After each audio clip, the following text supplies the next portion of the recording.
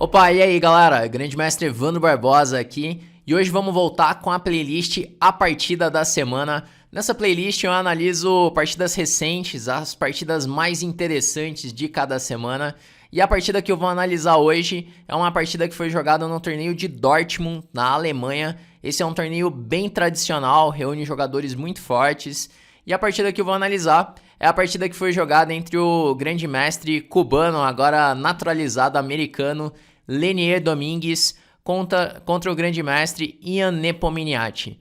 Lenier Domingues, que é um jogador que eu admiro bastante o estilo de jogo. Várias das aberturas que eu jogo, eu tenho o Lenier Domingues como jogador de modelo. Então essa aqui vai ser uma partida bem interessante de analisar. Bom, mas antes de começar, não se esquece de se inscrever no canal e acionar aquele sininho, assim você vai receber todas as notificações assim que sair um vídeo novo aqui no canal, beleza? Bom, então vamos começar aqui. Lenier Domingues de brancas começou com o lance 1 E4. Então o Lenier ele é bem fiel ao repertório de aberturas dele com o lance 1 E4. Ele gosta bastante de jogar esse tipo de posição, ele domina muito bem essas posições com o peão rei. Por esse motivo que eu tenho ele como jogador de modelo, porque eu também gosto bastante de começar com o lance 1 E4. Então Nepomniachtchi fez C6, jogando assim uma Caro-Kann.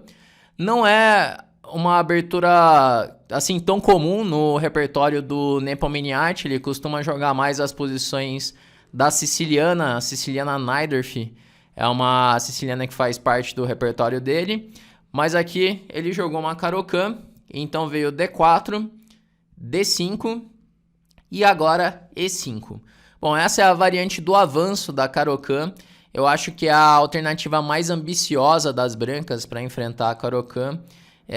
Com essa variante que os grandes mestres de elite têm buscado conseguir alguma vantagem contra a defesa Caro-Kann. As outras alternativas aqui, como a variante clássica ou então ataque Panov, não têm sido assim tão usadas contra a Caro-Kann. A variante do avanço virou hoje a variante principal para enfrentar a defesa Caro-Kann. Então veio aqui E5 e as pretas fazem o lance C5, já atacando o centro imediatamente. O lance mais jogado nessa posição é o lance Bispo F5, que é um lance bem natural de fazer para desenvolver o bispo. E só depois as pretas vão jogar com E6 e então fazer o C5. A ruptura C5 é uma ruptura típica da defesa Caro-Kann para conseguir assim criar contra-jogo no centro. Mas geralmente as pretas jogam primeiro desenvolvendo as peças, preparando um pouco mais para fazer essa ruptura. Nessa partida, o Nepomniachtchi ele faz direto o C5. Ele tenta atacar o centro imediatamente. É uma variante que começou a ganhar popularidade nos últimos anos. É uma variante bem interessante para jogar de pretas, que vai levar para posições muito mais dinâmicas do que as posições com o Bispo F5. Bom, então aqui, Lenier Domingues faz D toma C5 e agora E6. Outra alternativa seria jogar com o cavalo C6, atacando o peão de E5 e deixando a possibilidade de desenvolver esse bispo de C8 para fora da cadeia de peões. Por exemplo, no caso de cavalo F3, as pretas podem pensar em jogar com o bispo G4. Essa é uma das vantagens da Caro-Kann, se comparado, por exemplo, com uma defesa francesa, que as pretas podem sair com o bispo para fora da cadeia de peões, tirando ele para G4, para F5 e só depois fazendo o lance E6. Bom, mas aqui as pretas fizeram E6 direto, então bispo D3. Existem outras alternativas interessantes aqui para as brancas, mas o bispo D3 é um lance bem natural de desenvolvimento. Então veio bispo C5 e agora dama G4. Então o Lenier Domingues ele tenta aproveitar que as pretas tiraram o bispo de F8 já para atacar G7, tentar criar algumas debilidades aqui na ala do rei. As pretas poderiam ter evitado esse tipo de lance, o dama G4, fazendo, por exemplo, cavalo C6 primeiro, ao invés de bispo tomar C5, e quando cavalo F3, então agora bispo por C5. A diferença é que agora com o cavalo em F3, a dama não pode passar para G4. Mas aqui veio o bispo C5, dama G4, mas eu acredito que o Nepomniachtchi ele queria mesmo entrar nessas complicações, ele queria que o Lenier jogasse com o dama G4, e agora ele faz um lance cavalo E7, sacrificando assim o peão de G7. E a ideia dele é que se jogar, por exemplo, dama por G7, então vem torre G8, dama por H7 e agora dama B6. As pretas sacrificam os peões ali de G7, H7, só que agora o preto está muito bem desenvolvido. E a dama das brancas ela continua perdendo tempos. Aqui o preto, depois de dama B6, já ameaçou jogar bispo por F2, está ameaçando torre por G2 também, e não tem uma maneira de defender esses dois peões. Por exemplo, cavalo F3 seria uma opção, bispo F2, rei F1, e depois de cavalo de BC6 surge uma posição muito complicada, com chances para os dois lados. É uma posição bem difícil de entender essa posição com o rei branco aqui em F1. O preto, pelo menos, depois de bispo D7, roque grande, vai ter uma posição mais segura para o rei. Então, essa posição eu acho um pouco mais fácil de jogar de pretas até. Talvez por isso o Lenier não tenha jogado dama por G7. Ele fez um lance B4. Assim, ele vai... depois de B4, ele vai obrigar o preto a jogar levar o bispo para B6. E daí não tem mais as ideias de jogar com dama B6, atacando o peão de F2. Então, nesse momento, o Nepomniachtchi ele jogou com H5, já atacando a dama de G4. Então, dama F4. E agora também não tem mais as ideias de jogar o dama por G7. E as pretas podem fazer o bispo B6 sem se preocupar com o dama G7. Então seguiu aqui cavalo F3, cavalo de BC6 e cavalo de BD2. Essa posição é uma posição bem complicada já, em que as brancas possuem uma vantagem de espaço graças ao peão de E5. Então, como o branco tem esse peão em E5, o branco tem uma vantagem de espaço no centro e na ala do rei. Então, em muitas das posições, as brancas vão pensar em atacar na ala do rei. Mas acontece que aqui o preto já fez um lance H5, então muito provavelmente as pretas não vão jogar rocando pequeno. E o branco ele também fez um lance que não é tão comum assim, o B4, então em algumas posições esse peão pode ficar fraco em B4. Surgiu uma posição bem complicada de jogar essa, uma posição diferente. E aqui as pretas fazem um lance A5, que é um lance que faz sentido para começar a criar algumas fraquezas na ala da dama, aproveitando que o branco fez esse lance, o B4. Então sempre assim que um peão avança, ele começa a criar fraquezas, ele começa a criar algumas debilidades. Então veio o B5 e agora cavalo B4. Com a ideia de jogar cavalo por D3, assim pegando um par de bispos.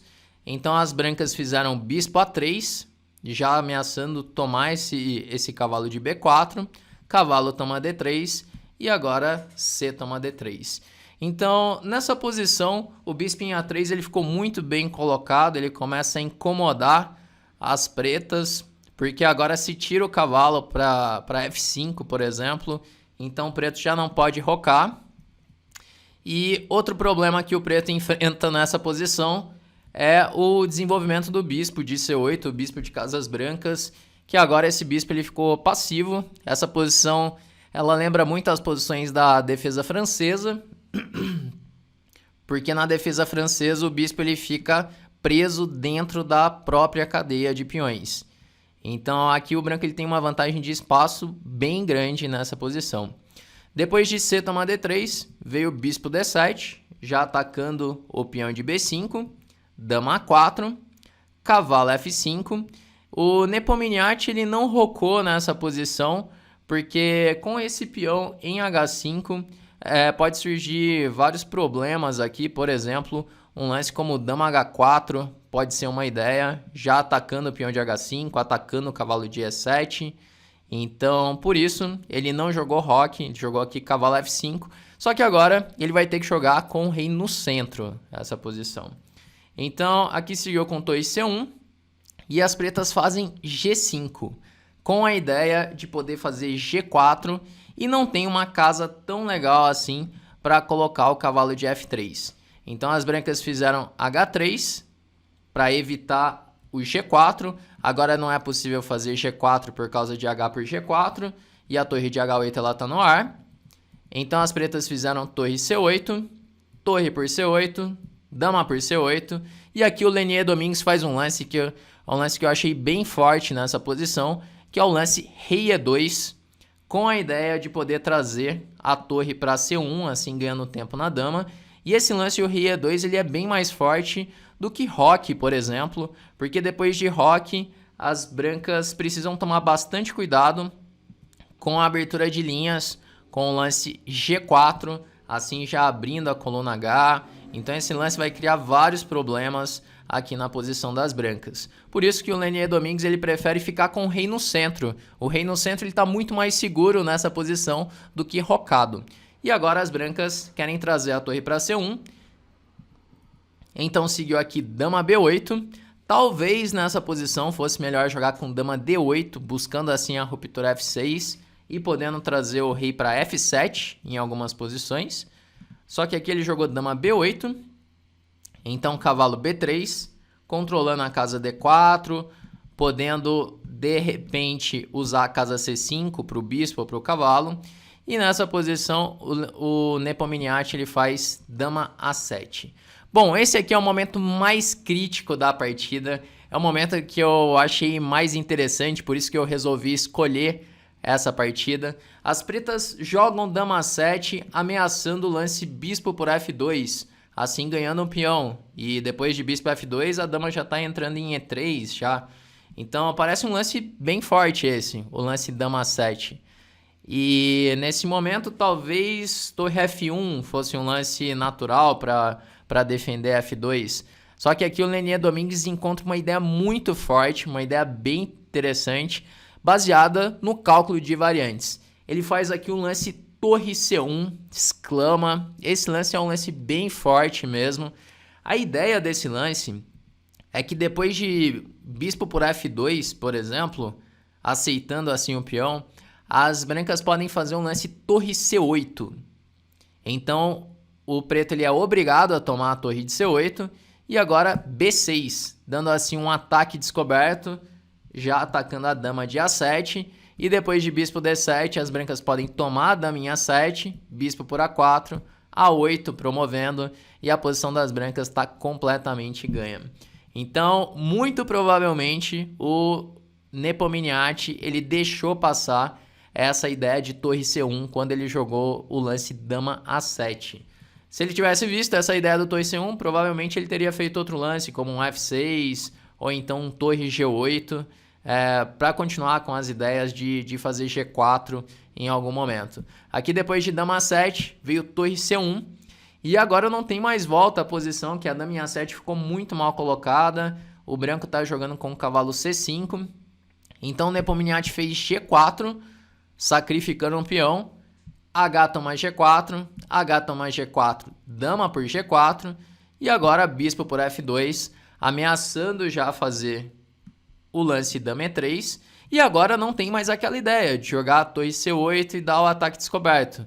Mas aqui as brancas fazem um lance cavalo C5, ameaçando jogar rei por F2, ameaçando ganhar a peça. E se jogar, por exemplo, bispo toma C5, então bispo toma C5 e as pretas vão perder mais um tempo com a dama e o preto ainda não pode rocar nessa posição. Então, o preto, depois de bispo tomar C5, está praticamente perdido ali. Então, o que acontece? Depois de cavalo C5, as pretas fizeram um lance bispo G3. E aqui é um momento em que o Lenier Domingues encontra um tema tático que decide a partida, que se você quiser, inclusive, parar o vídeo e tentar calcular nessa posição, buscar temas táticos, como que as brancas podem arrematar essa posição. Bom, o jogador de brancas aqui, o Lenier Domingues, ele fez um lance torre H1, um lance bem forte nessa posição. Ele está aproveitando aqui um tema tático que depois de torre por H1, as brancas podem responder com dama G8. Então rei E7 e agora sobra um ataque descoberto, por exemplo, jogando com cavalo por B7. E agora as brancas vão conseguir dar mate nessa posição, único cavalo D6, bispo por D6, assim conseguindo dar mate. Então torre H1, único lance torre F8 e depois de torre H5, ameaçando jogar aqui torre por F5, as pretas abandonaram porque não tem nenhuma defesa contra essa ameaça. Vai jogar o torre por F5, o bispo não tem casa e as brancas vão ficar com material a mais e ataque. Por isso que aqui o Nepomniachtchi ele abandonou. Então é uma partida que durou apenas 25 lances. É raro acontecer isso, uma partida entre dois grandes mestres de elite acabar em 20 lances. Mas aqui o Nepomniachtchi jogou de uma maneira muito arriscada. Ele deixou passar ali os recursos táticos e o Lenier Domingues conseguiu aproveitar isso com perfeição, né? O lance torre C1 é um lance muito forte mesmo, que depois desse lance aparecem todos os problemas da posição das pretas. Bom, essa partida, que é a partida da semana, a partida que eu achei muito interessante, os recursos que as brancas encontraram, é uma partida que terminou em apenas 25 lances. Essa partida que eu queria mostrar aqui para você nessa semana. E agora, deixa aí nos comentários o que você achou, se você achou interessante essa partida, se você quer ver mais partidas da semana, que eu vou tentar responder todos os comentários, beleza? Bom, então é isso que eu queria te mostrar nesse vídeo, vamos encerrando por aqui e até o próximo.